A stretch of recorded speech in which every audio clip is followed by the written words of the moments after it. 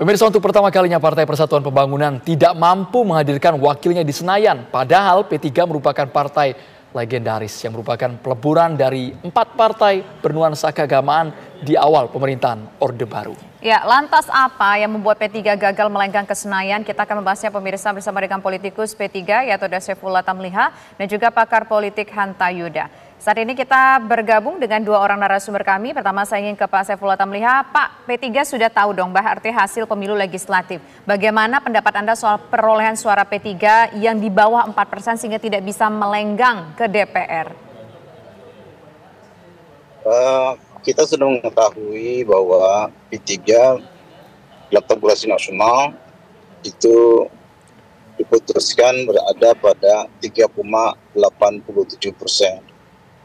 Artinya P3 masih kekurangan 196.000 dari total 197 juta pemilih. Nah,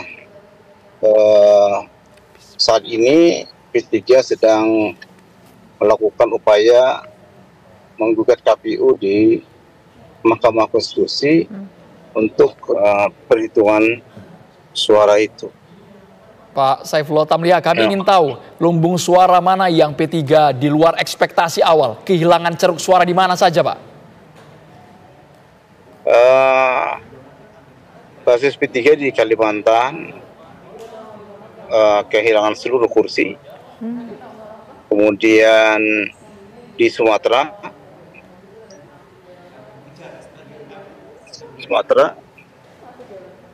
Halo, Pak. Halo, Pak Saifullah Tamliha. Ya, di Sumatera juga hanya tinggal dapat 1 kursi. Oke, berarti hanya Aceh.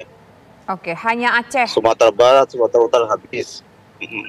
Berarti Pak Saiful, P3 merasa suaranya dicuri dan merasa dicurangi sehingga tidak bisa maju ke legislatif ya Pak ya? Tidak ada wakil yang bisa maju. Ya, tapi kami juga koreksi diri.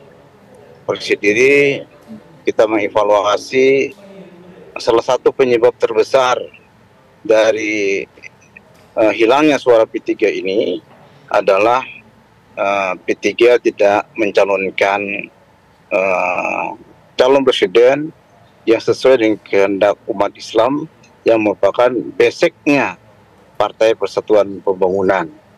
Kita melihat bahwa P3 pernah menang di DKI Jakarta pada pemilu tahun 1977 dan sekarang yang menang adalah PKS yang secara otomatis mendukung pasangan Presiden Anies Baswedan dan Muhaimin Iskandar. Itu merupakan faktor utama yang kita dengar dari rakyat begitu. Nah, faktor yang kedua adalah konflik yang berkepanjangan di internal P3. Nah, ini juga harus sekali. Dan yang ketiga, koalisi buah semangka antara PDIP dengan P3, koalisi buah semangka ini ternyata telah 2 kali menyebabkan suara P3 itu turun. Pada tahun 2019 kita koalisi dengan PDI Perjuangan, kita hijau, kemudian dalamnya merah. Tapi seperti ini tahun Pak. 2019 kita dari 39 kursi kehilangan 20 kursi menjadi 19 kursi. Dan ini lagi P3 koalisi lagi dengan PDI Perjuangan, juga suara P3 justru semakin berkurang. Kalaupun P3 masuk P3 hanya akan mendapatkan 12 kursi. Berarti kehilangan kurang lebih 7 kursi. Pak Tamliha ini kan namanya penyesalan di akhir ya Pak ya. Tapi ketika 7 bulan masa kampanye kami melihat solid-solid saja Pak. Koalisi dengan PDIP. Kok kesannya malah menyalahkan partai yang besar yang meraih ceruk paling besar Pak di pemilihan legislatif. Kenapa evaluasi ini tidak dilakukan sejak awal ketika punya histori yang sama? Sebenarnya di internal partai soal calon presiden koalisi itu sudah riak-riak besar. Tapi kami tidak ingin menimbulkan konflik-konflik baru.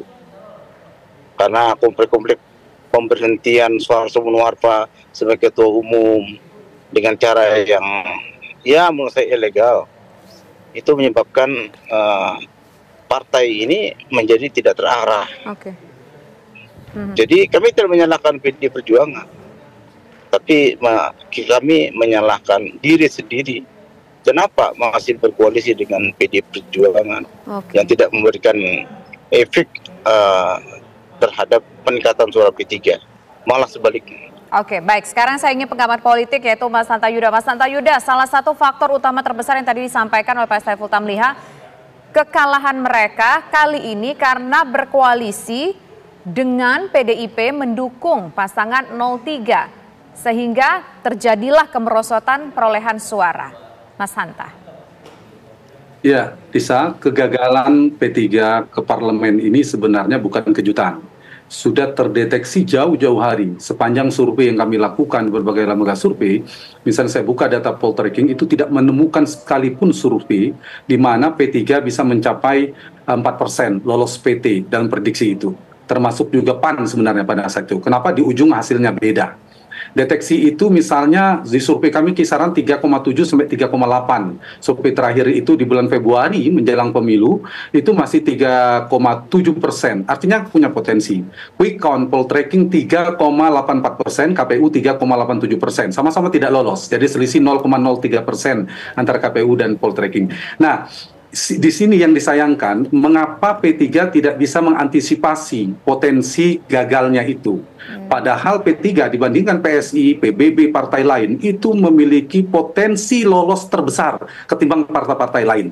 Contohnya PAN, ternyata lolos, bahkan 7%, melampaui 2 kali lipat dari hasil survei yang diprediksi setahun yang lalu. Nah, jawaban saya mengamini tentu yang disampaikan oleh Pak Saiful Tamliha tadi. Poin pertama, padahal P3 ini kan punya basis yang kuat, basis NU, ceruk partainya itu captive marketnya ada di NU. Nah, ini kurang terkonsolidasi dengan baik mengelolanya. Nah, ditambah lagi magnet elektoral calegnya juga tidak terlalu kuat. Nah, yang paling puncak dari problem kekeliruan strateginya Partai Persatuan Pembangunan ini adalah tadi itu, keliruan dalam menentukan capres pilihannya. Padahal sebuah partai politik untuk mendapatkan dukungan itu kan ada pemilih partai, ada pemilih caleg, ada kotel efek pemilih dari capres. Nah, P3 itu seperti melawan arus dari pemilihnya sendiri. Bayangkan kalau misalnya P3 tidak bersama PDI Perjuangan misalnya, kalau di data exit poll tracking itu yang paling banyak P3 itu kan memilih ke Anies Baswedan lalu ke Prabowo. Misalnya tidak ke Anies Baswedan lah katakanlah, kan di sana ada PKB yang juga NU. Kemudian ini kita mengevaluasi ya, masuk bergabung ke koalisi partai Prabowo. Maka P3 punya potensi besar karena partai berbasis NU di dalam Prabowo Gibran itu tidak ada. Pemilih NU itu banyak memilih Prabowo Gibran padahal. Nah, kalau misal P3 masuk di situ, saya kira akan mendapatkan dukungan politik yang lebih besar. Nah, itu yang menyebabkan salah satu di mana kekeliruan dalam menentukan capres. Ditambah capres yang didukung oleh P3, Tisa, itu kan trennya turun terus, Mas Ganjar itu. Mengalami penurunan yang luar biasa dan itu berimbas tidak hanya ke P3, PDI Perjuangan saja mengalami penurunan, apalagi P3. Nah, datanglah figur seperti Sandiaga Uno, juga terbukti tidak memberikan dampak elektoral.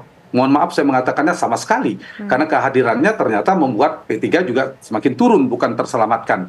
Jadi beberapa faktor tadi, ketiadaan mengelola strategi caleg untuk menarik sebagai pengepul suara tidak dilakukan serius oleh P3, kemudian basis NU-nya tidak terkelola, terkonsolidasi dengan baik, dan ketiga adalah keliruan dalam menentukan capres. Yang inilah 3 faktor saya kira yang menyebabkan P3 gagal. Dan kalau sedikit kita bandingkan dengan PAN, dia melakukan sebaliknya, mendukung Prabowo Subianto yang trennya naik. Kemudian di sana caleg-calegnya dikelola dengan baik, figur-figurnya, kemudian basis Muhammadiyah seterusnya juga terjaga. Jadi saya kira bagi P3 ini menjadi evaluasi ya. Lagi-lagi saya mengatakan sebenarnya P3 ini seksi, punya potensi untuk masuk ke parlemen sangat besar dibandingkan partai-partai lainnya. Bisa. Baik, Mas Hanta Yuda. Pak Saifullah Tamliha, ini hasil resmi dari KPU sudah keluar dan P3 tidak lolos ambang batas. Nasi sudah menjadi bubur.